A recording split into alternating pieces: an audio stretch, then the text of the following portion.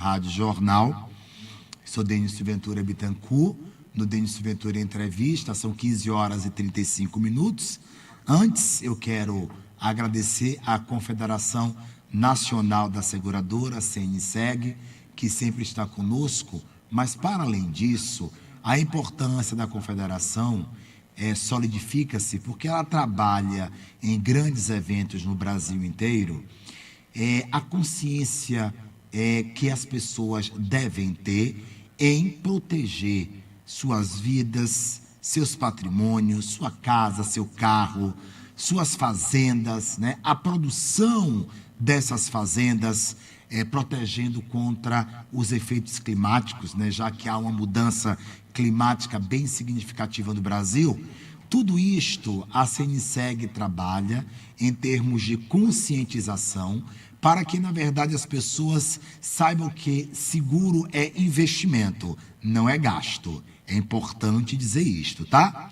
Segundo, agradecer ao Hospital e Maternidade Santa Isabel, na pessoa do presidente Dr. Rubens Moreira, que é uma competência, e Dr. Rubens Moreira fez uma transformação em 2 anos de gestão no Hospital e Maternidade Santa Isabel. Quem não viu ainda, não sei se Rita já presenciou as mudanças que aconteceram lá no hospital, você tem que ir fazer uma visita, você vai ficar assim surpresa com as transformações. Transformação. É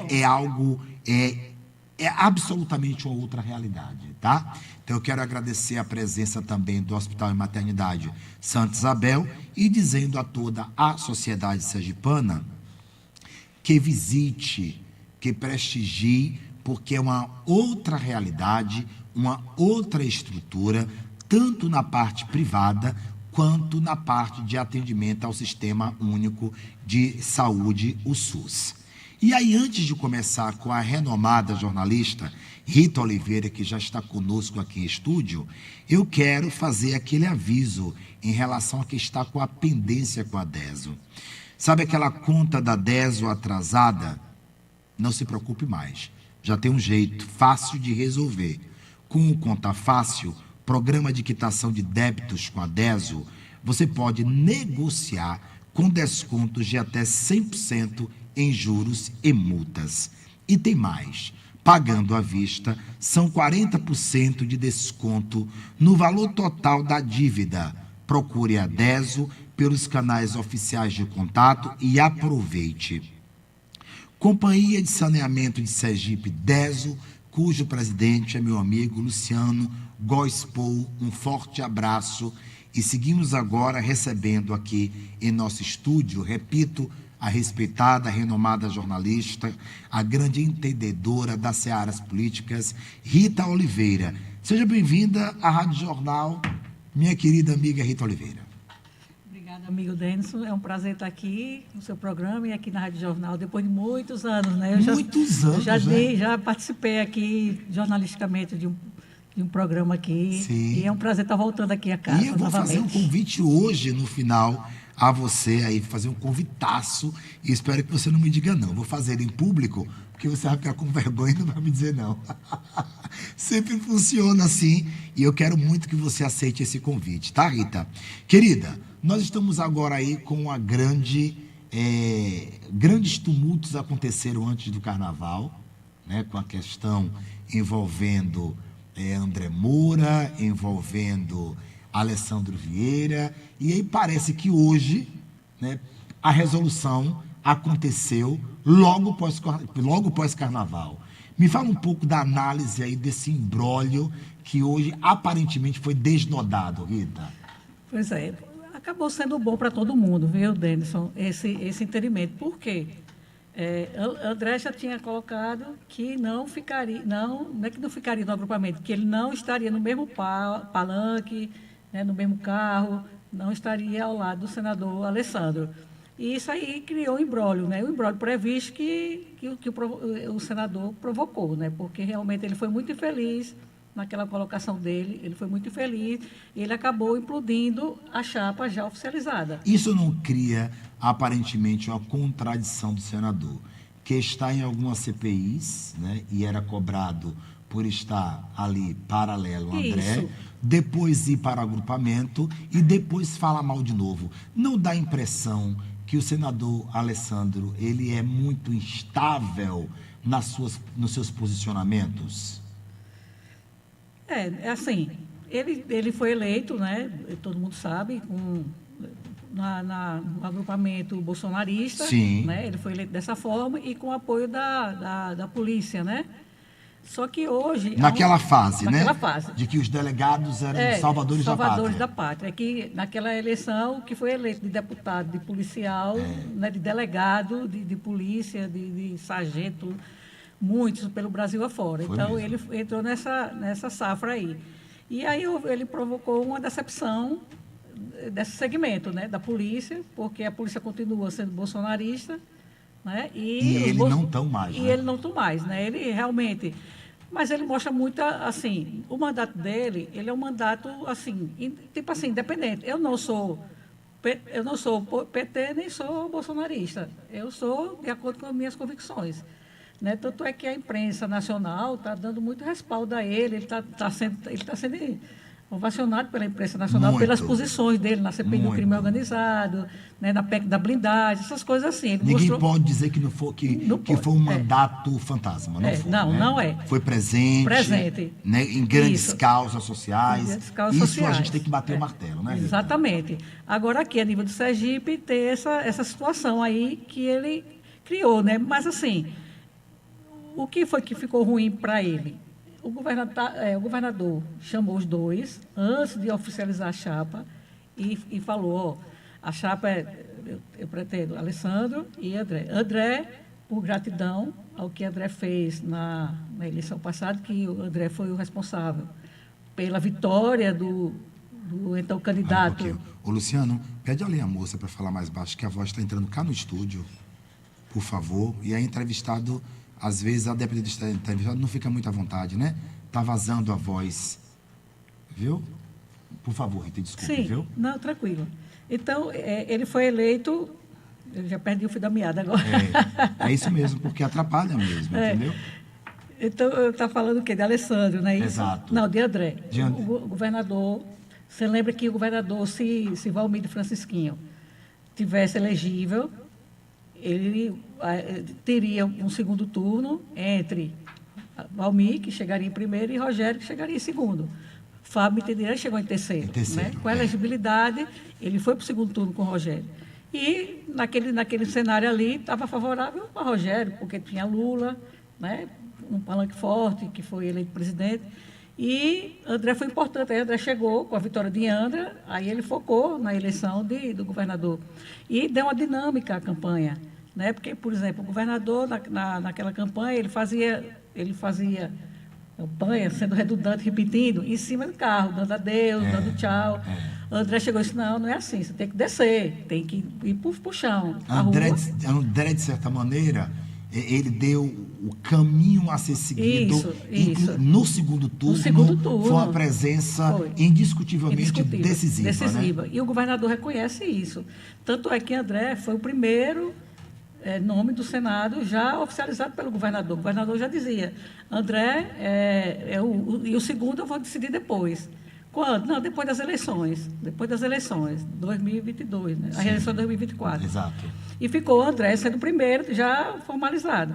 E aí, quando o governador foi, por gratidão também a Alessandro, assim, Alessandro, todas as emendas parlamentares de Alessandro foram tudo de comum acordo, são de comum acordo com o governador. As emendas. Governador, vamos botar onde aqui? Governador, não, vamos botar aqui na saúde no município tal, vamos botar aqui na educação no município tal. Então, sempre houve essa parceria. Então, o governador... Também é grato. É grato. Então, o governador queria Alessandro na chapa. E aí, conversou com os dois e pediu, e fizeram um pacto de respeito, porque já tinha animosidade antes. Alessandro dizia que não votava nele, em André, e André também dizia que, por tabela, não votaria nele. Já existia esse mimimi aí. E aí o governador pediu só respeito, para não inviabilizar a chapa.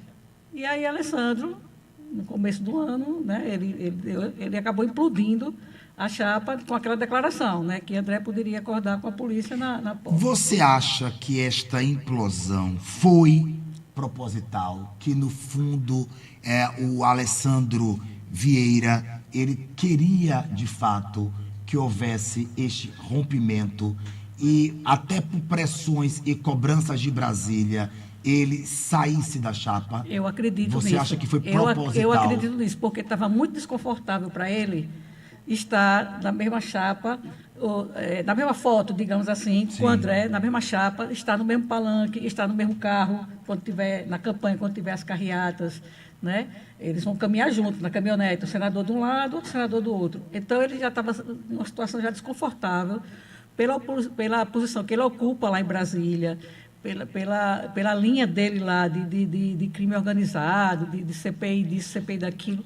Então, estava sendo desconfortável isso. Então, eu acho que ele acabou provocando isso para poder realmente... Haver a cereja no bolo de que não queria isso. o senador continuar ao lado Ao de lado. André. Então, já que o governador deixou claro que André era importante, era o primeiro senador, então é aquele mesmo ditado, os incomodados que se mudem. Tem uma análise que as pessoas fazem, é uma análise, as pessoas comentam, o que não anula o trabalho do senador nesses 8 anos aí de mandatos, né? Mas as pessoas dizem que foi um voto, era aquele voto que ninguém queria votar e que acabou tendo mais votos, inclusive, do que o próprio governador à época.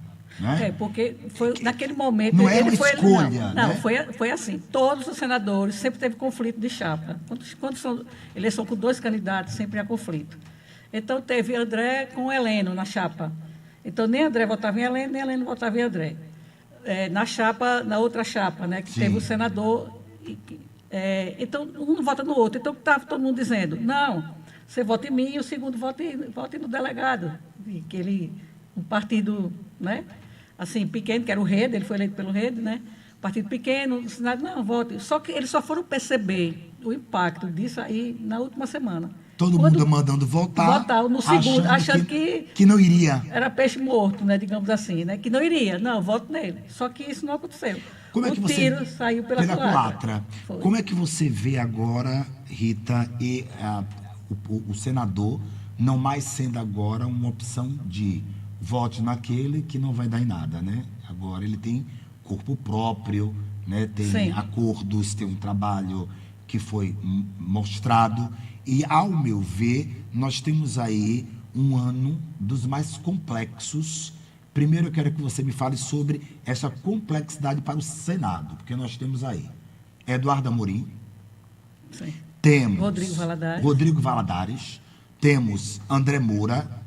Não precisa, não. Ela vai fazer, para não ficar muita gente no estúdio. Os 2 senadores, viu? né? Por favor, para não, senão de novo vai atrapalhar a entrevistada. Só basta uma pessoa no estúdio.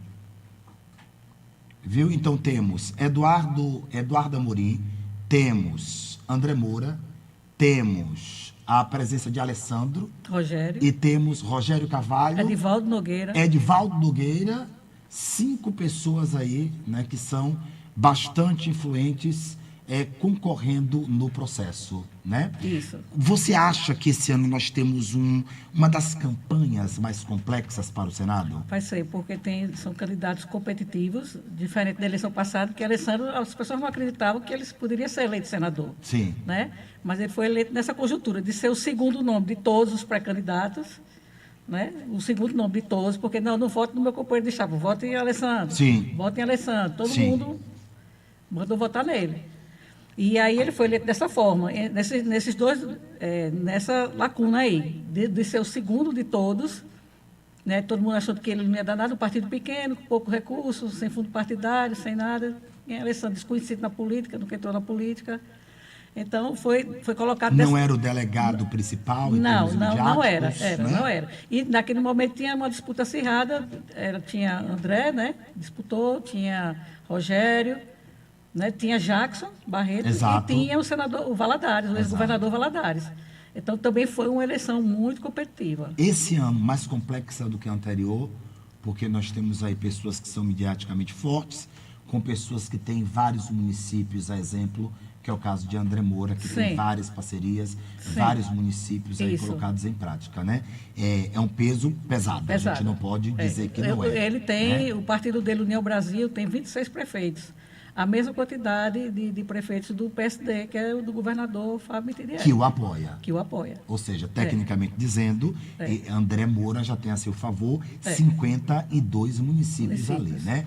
Como é que fica o restante na sua análise desses senadores? Rodrigo Valadares ainda consegue emplacar muito fortemente com o critério do bolsonarismo ainda? Muito fortemente, eu não creio, assim, porque ele hoje está isolado, né?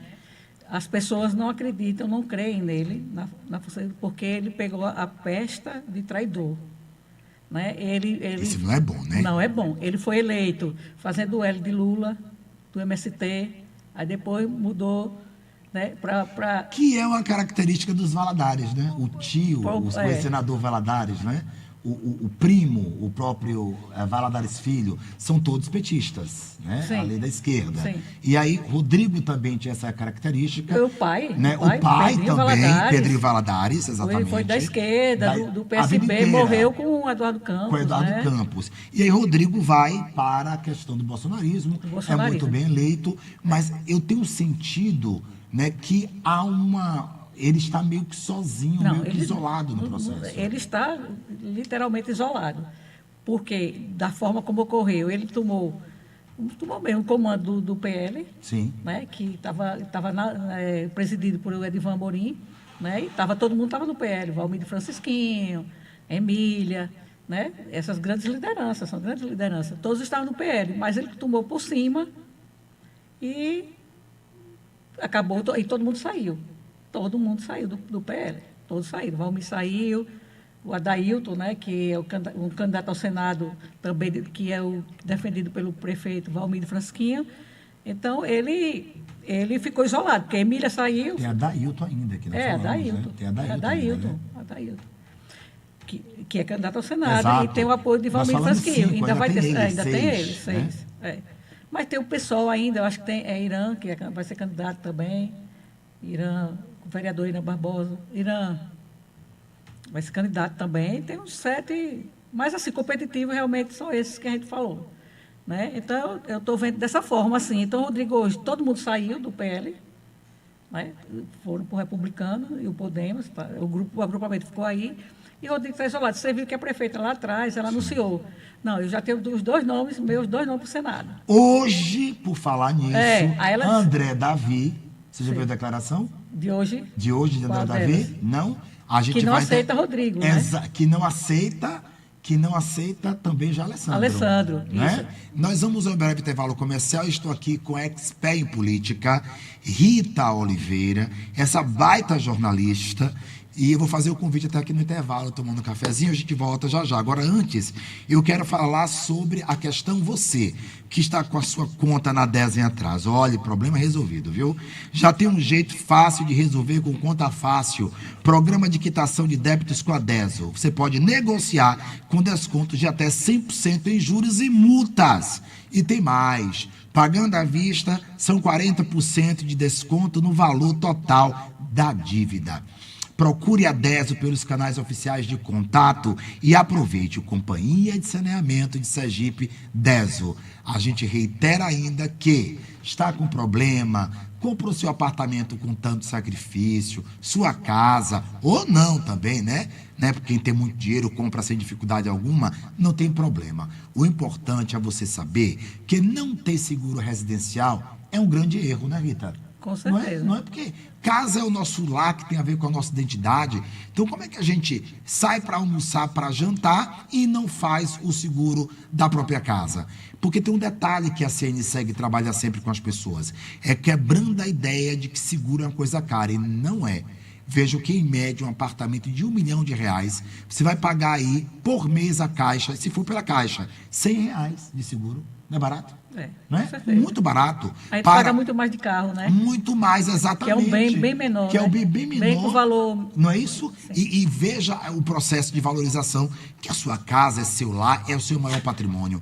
Então a CNSEG, ela vem quebrando aí essa visão de que ter seguro é perder dinheiro. Não é. É você proteger o seu patrimônio. Seu carro, sua casa, sua bolsa, seu telefone celular, seja um seguro fixo ou para uma viagem internacional. Já pensou? Você tem um furto, você tem uma perda, o prejuízo que não é, haja vista que o celular hoje tem a nossa mão, tem a nossa vida, aliás, na palma da mão. Então é preciso abrir os olhos. E também agradecer ao Hospital e Maternidade Santa Isabel, que faz partos belíssimos, tanto para a área privada quanto para o SUS, atende em todas as outras categorias, outras cirurgias, todas elas, todos os exames, com a qualidade total, tanto na área privada, repito, quanto na área ali destinada às pessoas mais carentes que são assistidas pelo SUS. Eu vou ao intervalo comercial, volto já com esta mega jornalista que eu tenho como professor, adoro. Quando eu cheguei aqui a Sergipe, eu já seguia quem não conhecia Rita Oliveira. Então, a gente tem que se igualar nos bons, não é isso, Rita? Com certeza. Obrigado, meu amor, sempre, viu? Eu vou ao intervalo comercial, eu volto já. Somos o grupo presidido por José Arinaldo de Oliveira Filho. E em breve tem novidades aí, viu? Tem novidades vindo aí de mais gente competente para o Grupo Jornal de Comunicação. José Arinaldo de Oliveira Filho tem visão, e onde tem visão tem avanço, tem prosperidade, tem dinamicidade. Eu volto já com o Luciano aqui hoje, que botou o ar-condicionado menos 6 graus, matando todo mundo de frio. Eu volto já. Estamos apresentando Denison Ventura, entrevista, aqui na FM.